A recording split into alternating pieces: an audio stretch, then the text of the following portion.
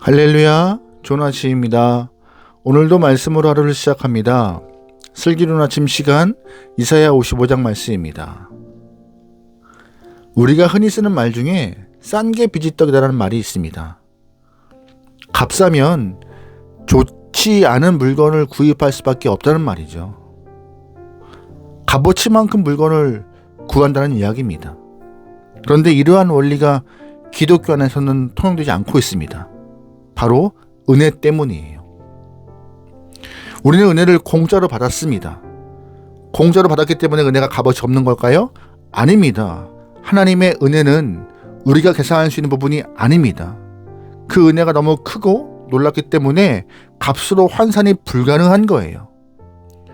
그런데 문제는 성도인 우리가 미련하게도 그 하나님의 은혜를 공짜라고 생각하는 것이죠.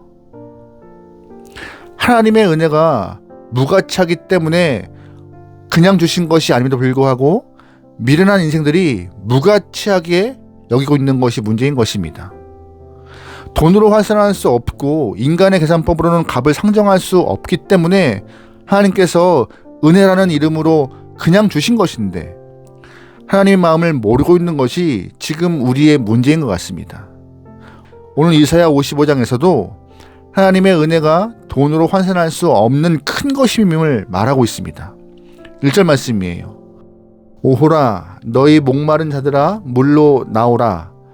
돈 없는 자도 오라. 너희는 와서 사 먹되 돈 없이 값 없이 와서 포도주와 젖을 사라. 아멘.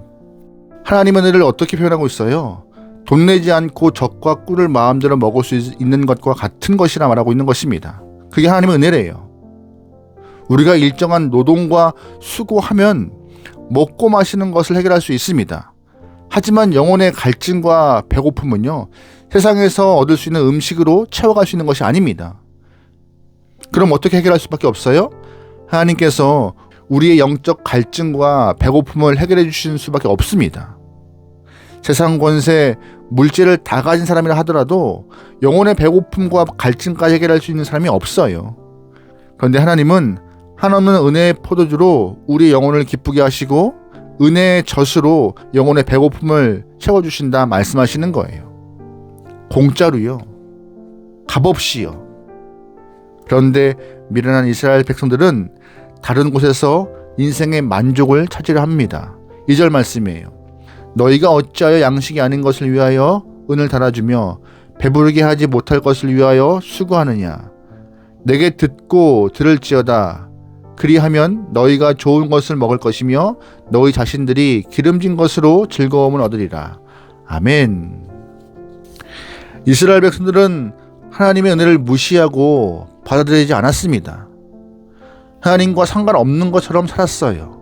그 결과 북이스라엘은 아수르에 의해 멸망당했고 남유다는 바벨론에게 멸망당했습니다. 하나님이 아닌 주변 강대국을 의지하고 우상 숭배했으며 권력과 물질에 의지했던 집중했던 그들의 모습을 보게 돼요.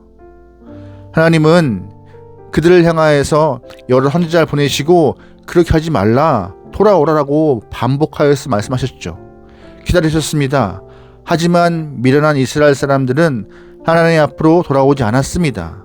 그들은 영혼의 만족을 위하여서 하나님을 의지하지 않고 오히려 세상을 의지하였습니다. 그러나 하나님은 다시 한번 말씀하세요.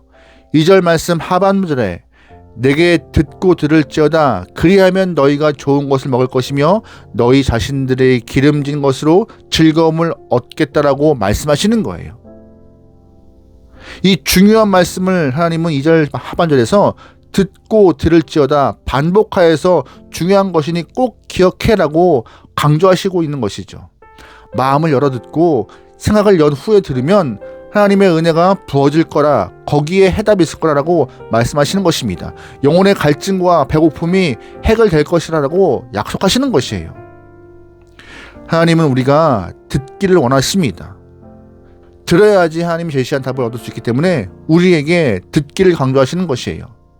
귀를 기울여 아버지의 말씀을 들으면 우리의 영혼이 배부를 것이고 즐거울 것이라 말씀하시는 것이죠.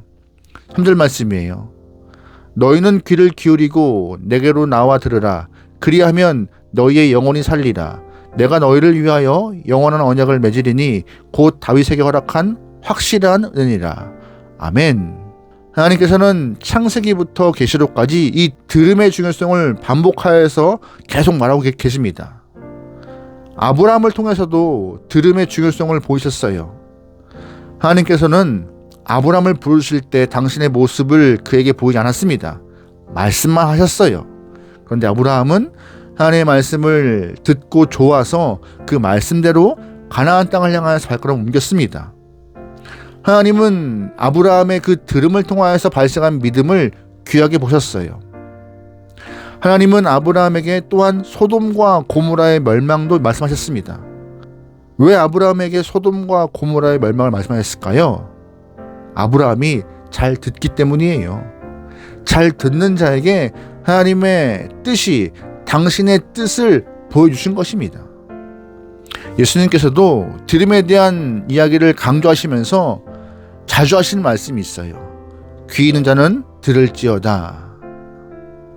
계시록 2장과 3장에서 소아시아의 7교회가 등장하는데 소아시아 7교회에게도 귀 있는 자들은 성령의 교회에게 하시는 말씀을 들을지다라고 반복적으로 들려주시고 계십니다. 여러분 잘 기억하셔야 합니다. 교회의 본질은요, 듣는 것이에요. 말하는 것이 아닙니다. 그럼에도 미련한 인생은 교회 안에서 말하기를 좋아해요. 귀를 막고 입 열기를 길게 합니다.